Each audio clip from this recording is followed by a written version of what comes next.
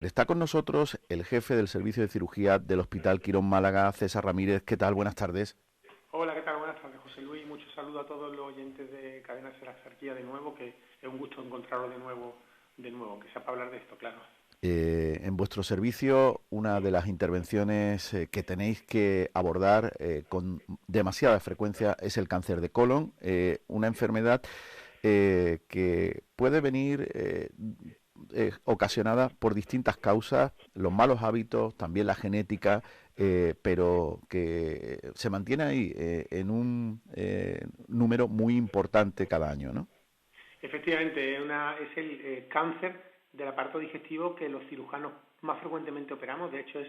dentro de lo que es la formación de un médico residente en cirugía, es el único cáncer que realmente se exige que un residente de cirugía aprenda a hacer durante el periodo de residencia y que tenga experiencia, porque luego cuando termina se va a enfrentar a él de una forma relativamente habitual. Con respecto a lo que comentabas de los malos hábitos, es así, ¿no? Yo siempre utilizo una frase que es que el cáncer finalmente es una mezcla de malos hábitos, mala genética y mala suerte, ¿no? La mala genética es que tengas la mala suerte de que algún gen tuyo tenga una mutación que te predisponga al cáncer o que hayas heredado de tus padres algún gen que te tenga esa predisposición. Eso no lo podemos controlar. Pero sin embargo, en los malos hábitos sí que hay cosas que hacer, ¿no? Y estas cosas que hacer pues son factores que se sabe que sumándolos uno a otro, aunque sea poco a poco, nos ponen en un riesgo un poco mayor. Por eso sí podemos evitarlo, ¿no? Y ahí entramos pues con el sedentarismo, es decir, el ejercicio físico y una vida física saludable siempre ayuda en este tema, sobre todo el evitar el abuso del tabaco y del alcohol, que están implicados en un montón de cáncer, entre ellos el cáncer colorectal, la obesidad cada vez se ve asociada a un mayor número de neoplasia como factor predisponente y en el cáncer colorectal no es una excepción. Y luego, por último, lo que son los factores dietéticos, ¿no? Lo que son las grasas saturadas, las grasas industriales, el abusar de ellas, igual que de las carnes rojas procesadas, pues también se sabe que es un factor predisponente para el cáncer de colon. ¿Quiere decir esto que no podemos comer carne rojas ni grasas? No, no quiero decir esto. Lo que quiero decir es que hay que modular su consumo, que no se puede abusar de ellas y que si se abusa de ellas, pues se sabe que estamos por las sustancias que liberan en el aparato digestivo en un poquito de mayor riesgo de cáncer colorectal, ¿no? César, como en cualquier cáncer, es muy importante el diagnóstico precoz porque en este caso, además, la sintomatología a veces no ayuda a que se detecte pronto el tumor, ¿no? Efectivamente, estos son dos puntos, José Luis, que tocaba de tocar que son esenciales, ¿no? Los síntomas que da el cáncer de colon, pues como cualquier cáncer que crece en el aparato digestivo puede llegar a obstruir la luz del aparato digestivo y eso genera una situación de urgencia como una obstrucción intestinal a la cual no es deseable llegar, pero todavía un 20% de los cánceres se diagnostican así y cada vez se están diagnosticando más, y nos vamos al extremo totalmente opuesto, cánceres de colon que no dan síntomas, ¿no? Que es, digamos, la situación ideal, que el paciente pueda ser diagnosticado antes de que tenga síntomas. ¿Esto cómo se hace? Se hace mediante las campañas de diagnóstico precoz,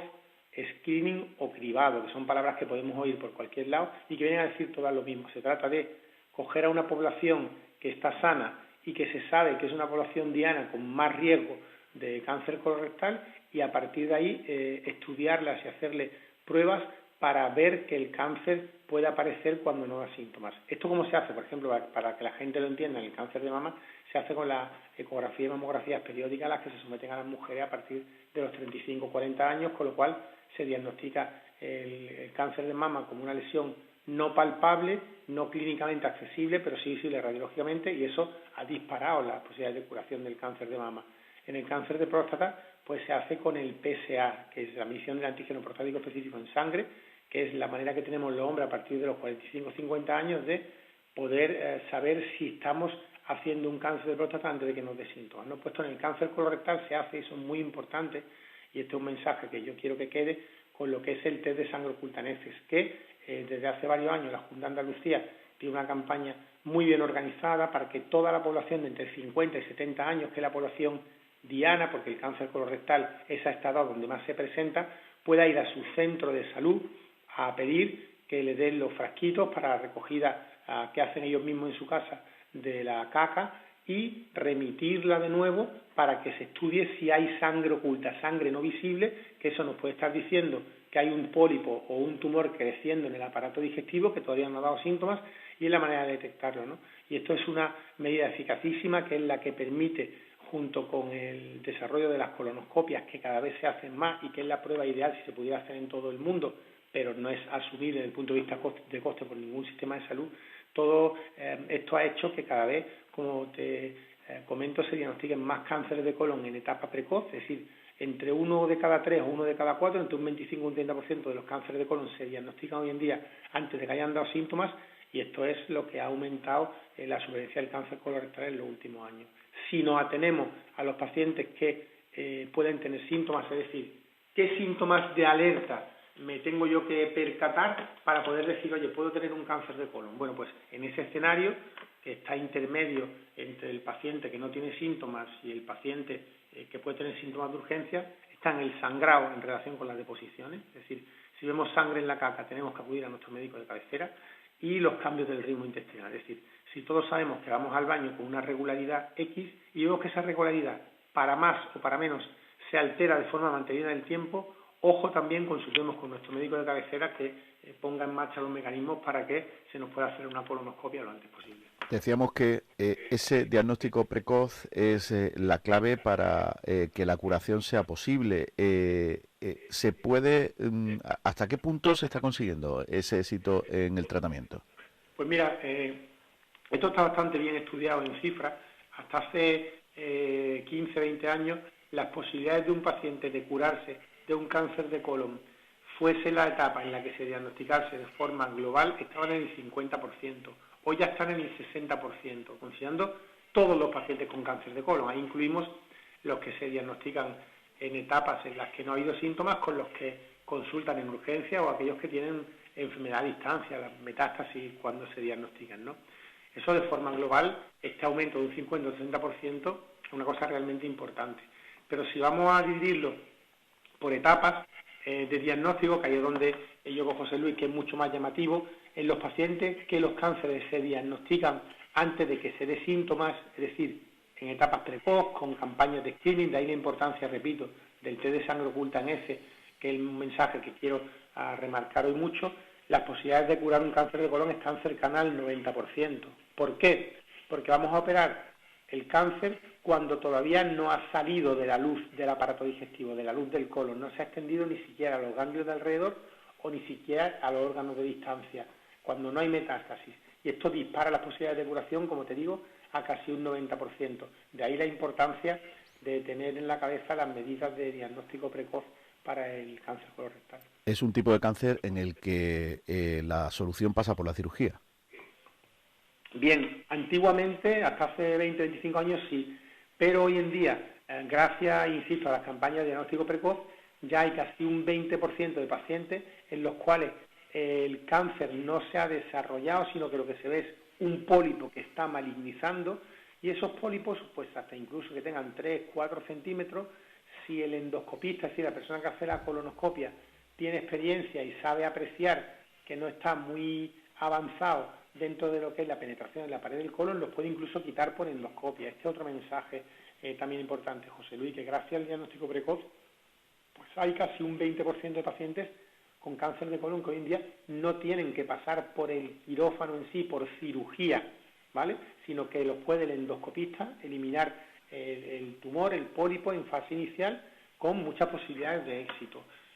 Cuando el tumor ya es un poco más grande y el endoscopista no lo puede solucionar, ahí evidentemente es donde entramos en los cirujanos, y aquí también pues el mensaje para la población es que la cirugía tradicional con una incisión traumática que generaba pues un posoperatorio con bastante dolor y una lenta recuperación para los pacientes, se ha visto en los últimos 15 o 20 años sustituido de forma casi universal, es decir, casi para el 80% de los cánceres de colon, por la cirugía laparoscópica o cirugía mínimamente invasiva, que se hace a través de incisiones pequeñas, a través de las cuales los cirujanos pues desde fuera con instrumentos de alta precisión vamos liberando la estructura, separando el cáncer, podemos